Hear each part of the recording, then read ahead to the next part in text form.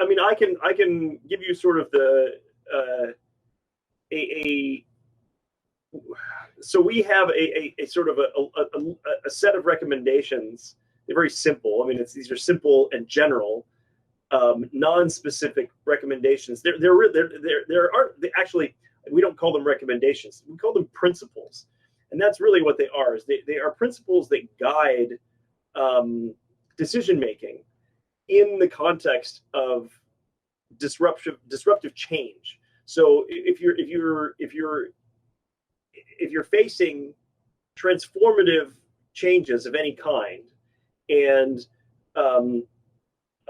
you are in a situation where you as an individual, or you as an organization, or you as a set of institutions, they're governing, or whatever it is, you're having to make decisions of some sort in the context of changing circumstances. And so how do you do that? Well, rather than sort of try to prescribe a set of specific decisions, that's silly. You can't do that in advance. But at least with the best that we've come up with, I think, is to offer guiding principles for how to think about and how to ask the right questions and how to adopt the right mindset, or not, maybe the right is probably not the correct word, but ask good questions that are likely to lead to informative insights and good and useful answers, and how to take action or take decisions that have a better chance of minimizing the harms and maximizing the benefits in the context of any radical or disruptive transformation that you're involved in. Okay, so that's sort of the general picture, is that you can't provide sort of specific concrete recommendations ahead of time. Although we do try to make forecasts about certain things in certain industries, but those will translate into decisions directly. But there are these things that we can say. So okay, enough preamble here. We have 5 big ones. The biggest principle of all is to be prepared. That's the first one that we recommend. And you have to with any major system shock, a disruption is going to seem much more like a disaster and much less like an opportunity if it catches you by surprise, right? So if you don't anticipate anything is going to change, this is a real recipe for problems. So the first thing is to see change coming in advance and brace for impact, basically, right? Now that's just the minimum. Just see that this metaphorical tidal wave is coming, or avalanche is coming, or whatever. This change, this force for change is coming, and brace for impact. That's the minimum that you can do, is to try to prepare for that. The second big principle is to start experimenting. That's the second thing that we say, right? So yes, it's because it's so hard to predict ahead of time which new ways of doing things are going to succeed, and which ones are going to fail, and we speak a lot about business models and markets and that kind of thing. So it's very difficult to know which business models are going to really rise to the top and win out, and which ones are going to sound like a great idea, but just for whatever reason, for difficult reasons that are very difficult to anticipate, it's going to have some fatal flaw that will mean it won't succeed. Every time a disruption happens, we see this. The internet is a great example, right? The dot-com boom and bust is a good example. The people guessed a few of the business models, but we didn't get all the details right. It was very difficult to pick winners.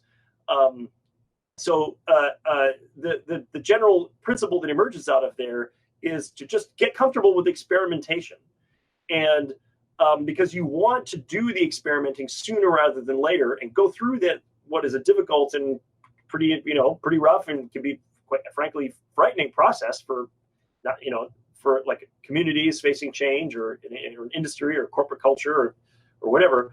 And remember, there's some cultures are more conservative than others. I don't just mean that like national cultures, although I suppose that's true, but certainly like industry cultures. And some industries have more conservative culture than others. But by conservative, I mean they're sort of more apprehensive about change to the status quo. They're less comfortable with change. They're perhaps more risk averse or more fearful of failure in any kind of way. And unfortunately, amidst disruption or any major change, really, that's kind of a formula for disaster, right? I mean, if you're just if you're very risk averse and fearful of change, risk averse and change averse, and very defensive of the status quo, very conservative in that respect, you're gonna have a bad time when disruption really strikes or when major change really strikes. So adopting, embracing a culture of experimentation, of tolerance for risk, of tolerance for failure, that's a sort of a fundamental principle that we think is helpful to operate under in order when you're navigating some massive system shock, massive change. Okay, the third one follows directly on from that, which is you need to learn, you need to take on the learnings, and you need to adapt to them. So you need to look at the results of experimentation, whether you're conducting them or other people are, and you need to learn from both your own and other people's successes and your own and other people's failures. Right? That you've got to learn, and then and by learning, that means you need to change yourself and adapt. Right? Because it's not enough just to obtain new knowledge. You then have to act on that knowledge. So you have to actively kind of implement new knowledge that you've acquired through that experimenting process, or yours or others, right? And then make decisions accordingly. So it's no good to kind of do a bunch of experimenting and then just dig in your heels, unless it really looks like that's the optimal thing to do, which it never is, right? Okay, so that's pretty obvious. You need to learn and adapt. The fourth principle is you need to prioritize what you're really the interests you're really trying to serve. Right? You need to get very clear on what values are you really seeking to elevate? What are you really trying to protect? What are you really trying to advance? And what comes out of that sort of more concretely as a principle, this is more like a bumper sticker, I guess, but it's still that reflects a real principle, which is we have this phrase, which is protect people, not companies or industries. And you could add institutions to that list, right? Our real goal is to protect human beings, right? Not the institutions we work in, not the careers that we find ourselves in to earn a crust, not the companies we work for, not even the cultures and the sort of lifestyles and all that kind of stuff that the other informal institutions as well as formal institutions that are we participate in. Those are all proxies. Those are all means to an end. What we really want to do is protect people. We want people to be healthy. We want them to be happy. We want them to be safe. We want them to be secure. We want them to be comfortable rather than uncomfortable. All of those. We want good lives for people. That is what really matters. And so, if a government is going to spend $200 billion to respond to a disruption, like Germany is going to be doing, because its hand has been forced by Putin threatening to cut off natural gas. Well, what is Germany going to do? Should it hand all that money out to utility monopolies and corporate interests? And should it try to bail out financial institutions? Should it focus on protecting people? And then you can look back through history and see this mistake being made again and again and again. The U.S. bailed out the auto industry and it bailed out the banks, but that didn't protect the people. That just protected three big companies and a bunch of banks. Well, to play devil's advocate there, what would it look like to protect the people in, say, the auto bailout or in the current circumstance in Germany? I suppose it looks to the leaders Germany, like they don't have the levers to pull that will achieve that kind of end immediately. That's a good question. In the case of Germany, it's not a simple answer. Maybe that's because I'm more familiar with the situation. With the bailout in the financial crisis in 2007 in the U.S., basically the housing market disaster. I think the alternative to bailing out the banks is pretty obvious. Instead of spending, the better part of $1 trillion or whatever it was, I forget if you add the 3 or 4 different programs up, I think it was more than $1 trillion. We should have been paying people's fucking mortgages off. We should not have been bailing out the banks, financial institutions. Fuck them. We shouldn't have been bailing out Wall Street. We should have been bailing out Main Street, as they say. That was the expression. And I agree with that. I think that would have made a lot more sense. Protect the people rather than protect the companies or industries. But at any rate, the principle is what I'm trying to get at here, which is that you want all of these sorts of options on the table. Like you want direct financial assistance, you want to help people adapt. So if that means like retrain or shift to some other occupation or find some other way to secure a livelihood or whatever it happens to be, then that would be the best place for decision makers to try to focus their efforts, is to stay grounded on what really matters, which is people's lives, not the survival or the well-being of these abstract entities like corporations and government agencies and nonprofit organizations and quasi-governmental things, structures like public utilities and whatnot. Those things those are all just abstract means to an end. And it's easy to get lost. It's easy to get confused and think that they are what really matter, and not the people who make them up and the people who are served by them. Okay, so that's the fourth principle. Is I think that's pretty clear. And then the fifth one. What's the fifth one? What's the fifth one? I'm gonna have to look up my list. What's our fucking fifth principle? Pardon my language. It's to use. You want it, so yeah. This is okay. This is kind of like fortune cookie wisdom a little bit, but you want to use disruption as an opportunity to challenge your assumptions and to think differently. Like a system shock is yes, it's terrifying, and yes, your instinct is often to just hunker down and weather the storm kind of thing.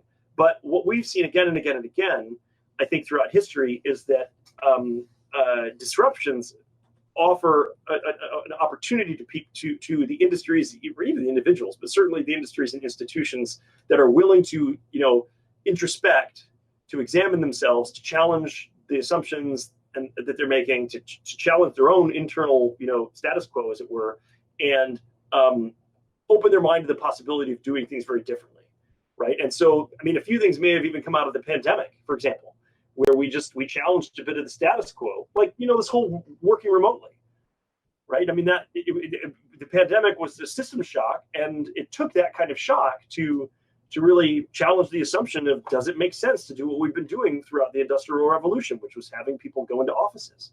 Well, maybe we didn't. Maybe technology means that we don't really need to do as much of none of it, but maybe not as much of it anymore. And so that's just one tiny little example, but I think the larger principle applies here too, which is there a way for us to take the AI disruption that's coming, this massive system shock, and leverage that as to say, okay, holy crap, this is coming. Let's look around and resurvey the terrain right around us. Let's check our own house, see what's in order and what isn't. Revisit some of these fundamental assumptions we're making. Maybe they're no longer fit for purpose, right? So yeah, that's sort of those big five are when people ask us, well, what the hell should we do? We're often stuck saying we can't give you all specific answers that you want, but here are a bunch of principles that you can use to kind of begin asking the right questions to get answers that will mean something for you. Yeah, that's useful. I mean, I don't know how useful it really is in this situation. But I've noticed that is the boilerplate.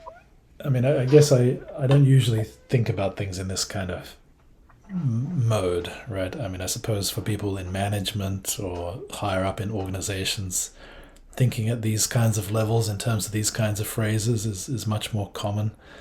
I guess for people like me, I guess it's easy to be a little skeptical or dismissive of kind of, pithy lists and kind of things like that.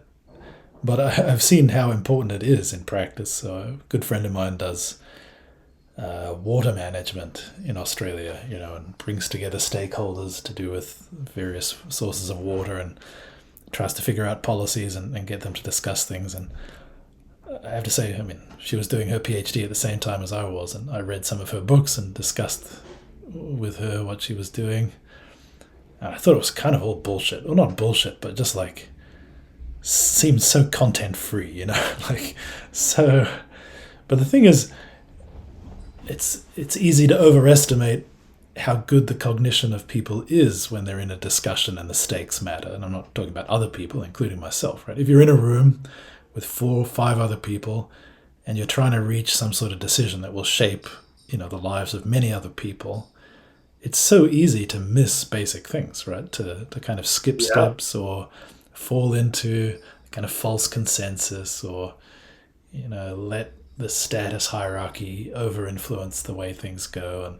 And these lists can be like life rafts to just grab onto and try and reassemble some semblance of the kind of thinking you'd be able to achieve on your own without any stakes, So I have changed my mind on how important these kinds of things are. It's like maybe not so important right now. Like we're sitting here, we're calm. It's not like this crisis is upon us. And we kind of have the time to think through, follow every thread and kind of think carefully about things, and it all stays in one place in our head. But when the pressure's on, you need these kinds of things, I think. Yeah, I think that's true. I agree. I mean, at the risk of invoking another metaphor, they are guiding. They're big, simple ideas, but they're useful for guiding our thinking in the sense that you in any situation where a huge array of new possibilities opens up and you're at a loss for exactly how to navigate it, anything that sort of illuminates the terrain, gives you sort of shows you where sort of some reasonable path is likely to be found, some reasonable path forward. Shows you where the real big pitfalls are that you don't want to be stupid and step off a ledge kind of thing, or fall into the pit of alligators. The big simple spotlights that shine, that illuminate the terrain. They can be very useful. I think they have a role to play. Certainly, they don't give you the details and the nuances. But that's not their purpose. Their purpose is to kind of, I suppose, if anything, their purpose is to prevent you from wasting time and energy and attention on minutia that, activity or going down false trails. That's probably their biggest benefit, is that they help you avoid being wasteful in your time and energy and attention and intelligence and thinking. They're heuristics in that sense. Yeah, I'm gonna have to interrupt you there. Sorry, I've got to move on to record the next session. Oh, right. Shoot, we only have 30 minutes. Okay. Yeah, it seems so short, doesn't it? So let's find an hour slot next week. But I thought at least we should chat this week, even if only briefly. Yeah, I'm rats. I'm heartbroken. Okay, well, anyway, let's pick it up where we're here next time. I think this is actually really interesting and also very useful for my work. So if you don't mind, let's pick it right up here next week. Yeah, let's do that.